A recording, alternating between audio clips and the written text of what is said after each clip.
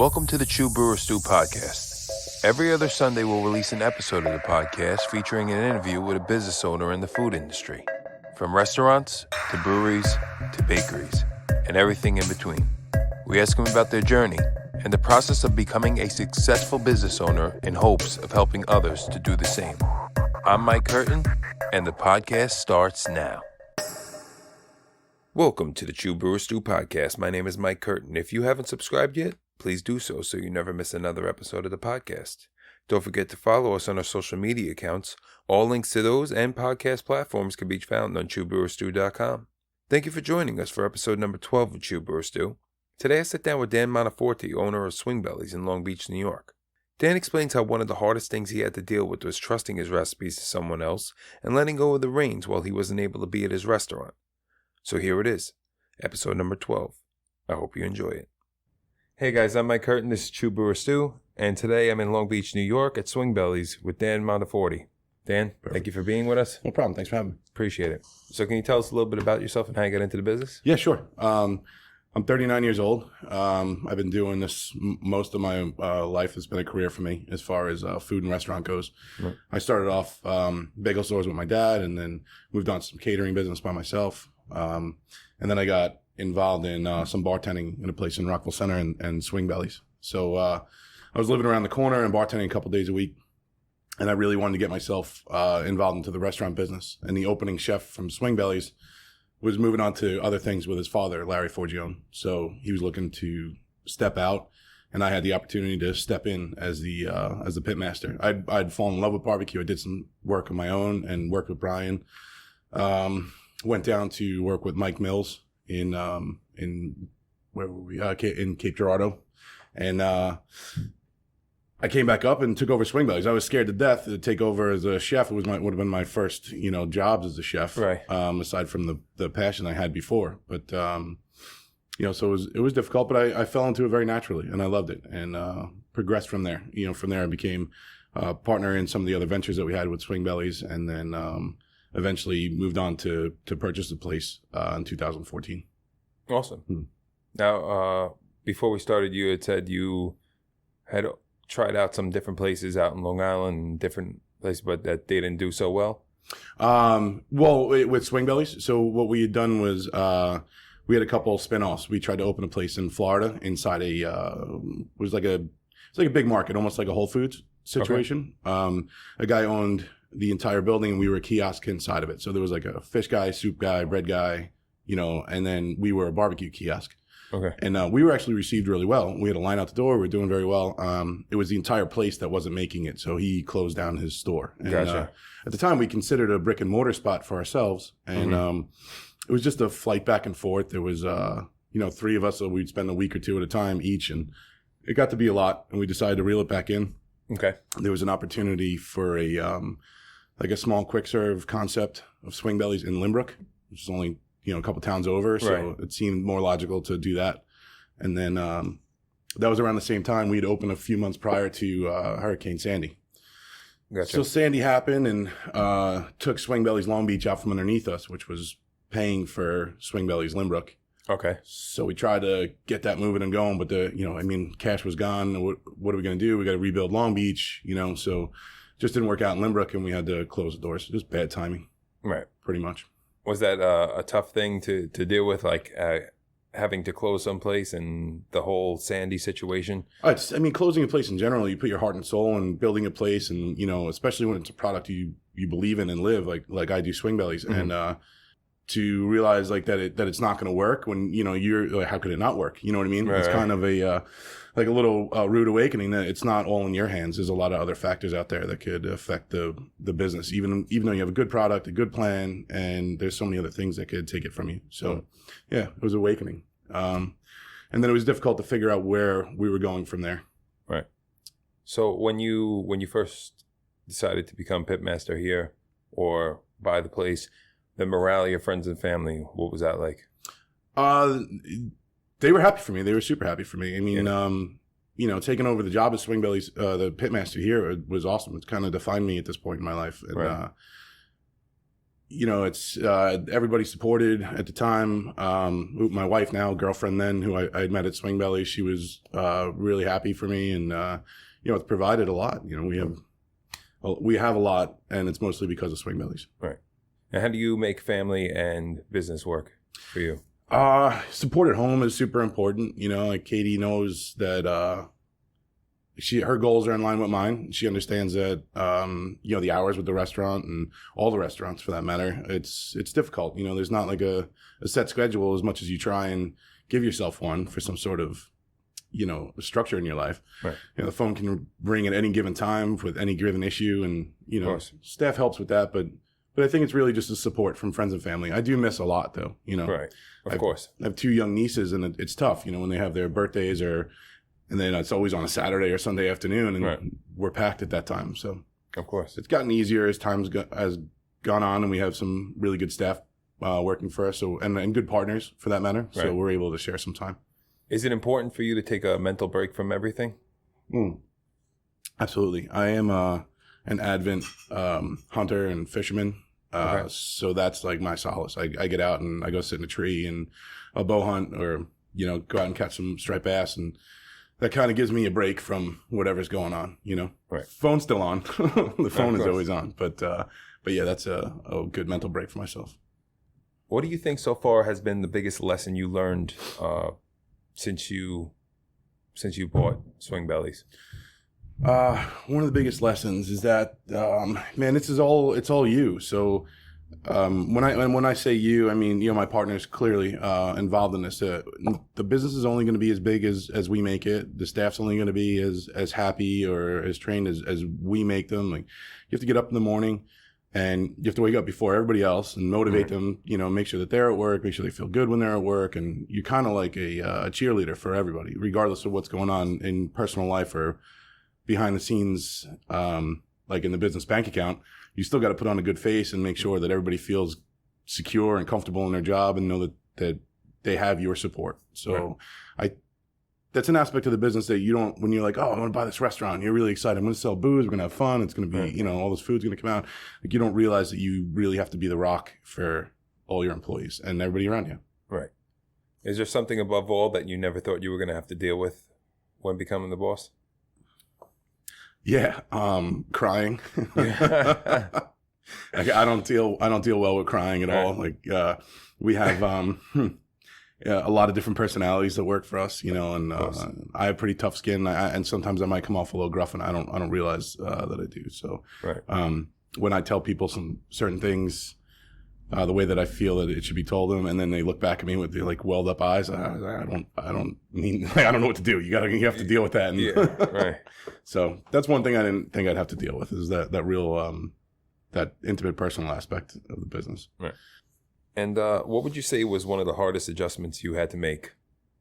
I would say adjusting to, as we grew, we're so used to being like a hands-on operating owner, and like, working in the kitchen. I was in the, I had a schedule. I was in the kitchen every day, and like the pit was mine. And I think relinquishing some of that control as we grew, as we purchased other restaurants, and I didn't have a real schedule. I had to hire somebody and then trust my recipes in their hands. And that was by far the hardest thing for us, or, for me personally, because that's where my heart is in the kitchen. Right. So to walk back there and see somebody making my food and not knowing, how much rub did he put on it today? Did he really listen to me? And it's been great, because I'll taste it. I quality control. I eat brisket every morning. I'm the first guy in here. It's amazing. Tasting it so that's really the thing for me. The adjustment would be letting go of the reins a little bit in the kitchen.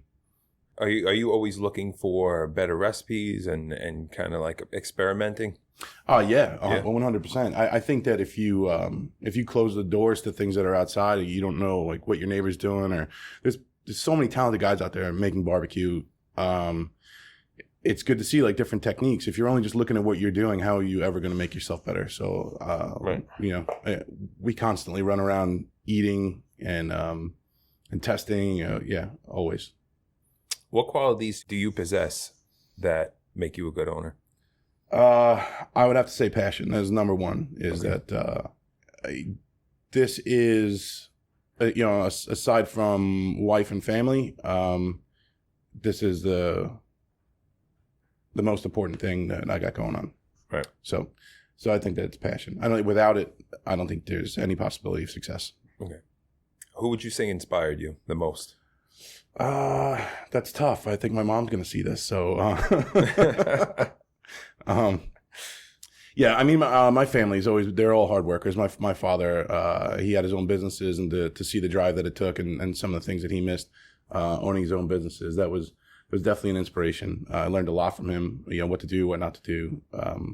In the business though, I would say, it's a combination of 3 different chefs had their own little mark on what I got going on. This guy, Joel Oberlander, he owned a place called Cardiff and Rockville Center.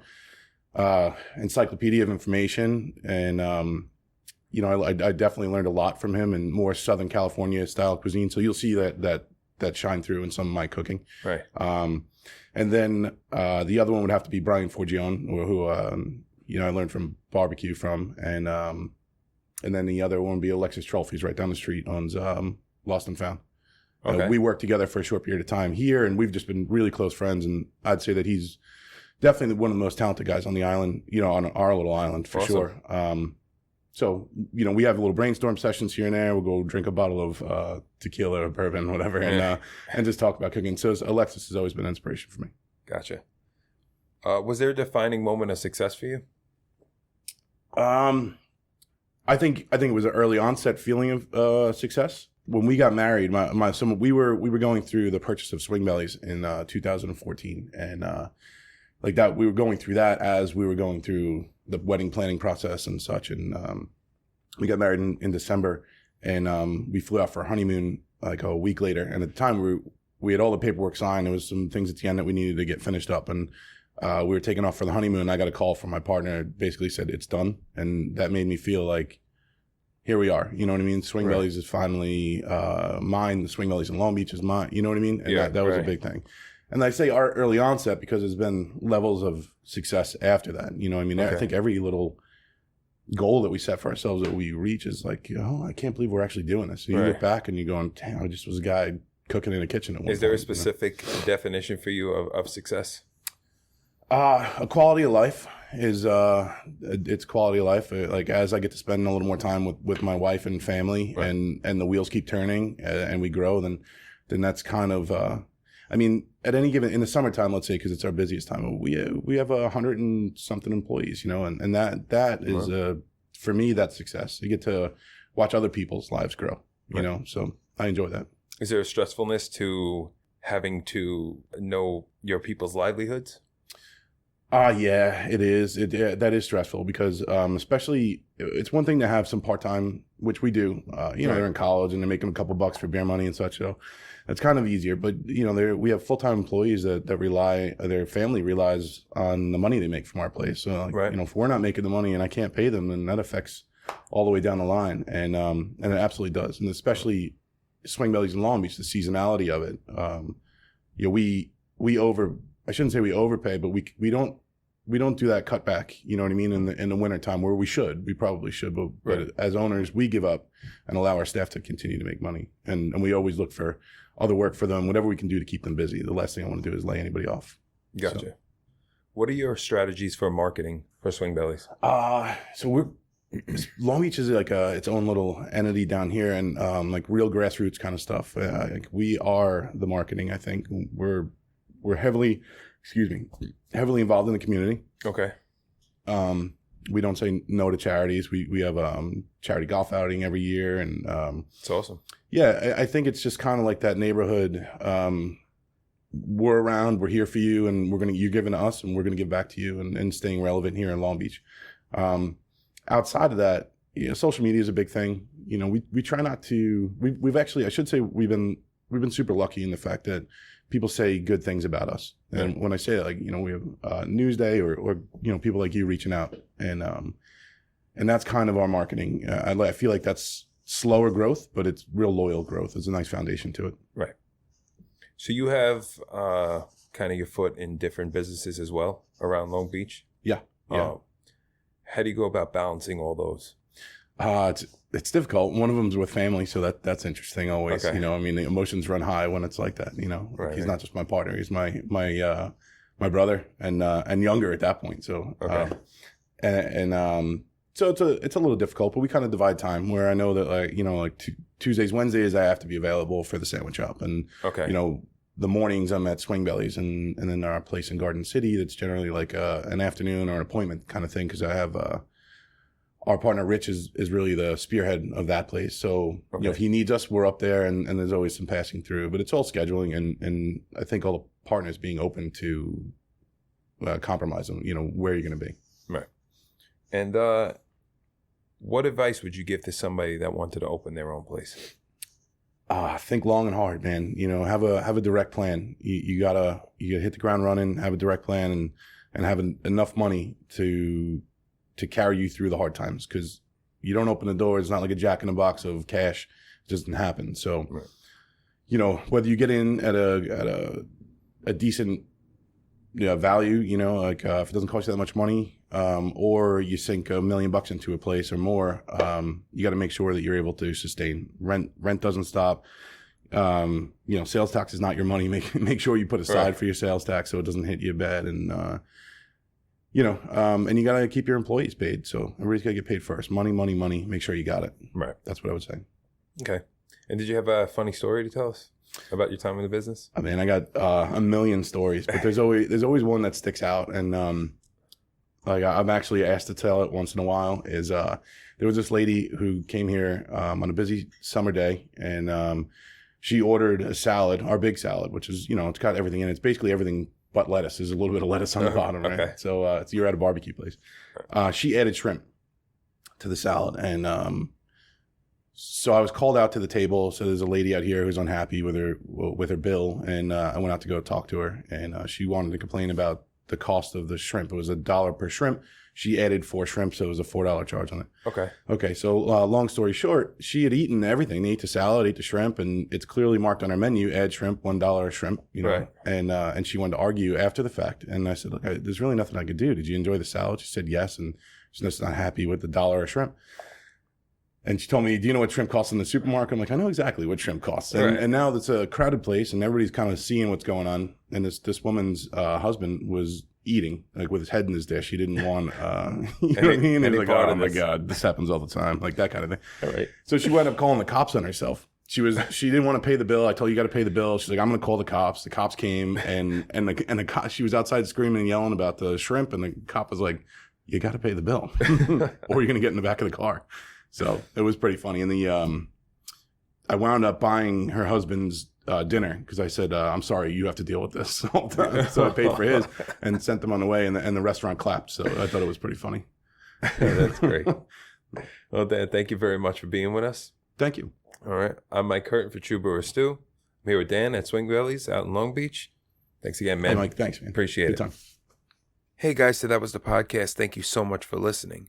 I hope you're able to take something away from that interview, as you will with every interview. Special thanks again goes out to Dan Monteforte from Swingbellys in Long Beach, New York. If you're ever out in Long Beach soaking up some rays or catching some waves, be sure to stop by Swingbellys for some amazing barbecue. Dan's recipes will definitely have you coming back for more. Every other Sunday, I'll be posting a new podcast, so stay tuned, and like I said, subscribe, and you'll never miss another episode. Don't forget to follow us on our social media accounts for video clips of the interviews. Also, if there's something you're curious about knowing from the owners, then I want to ask it. You can email me directly at truebrewerstew.com.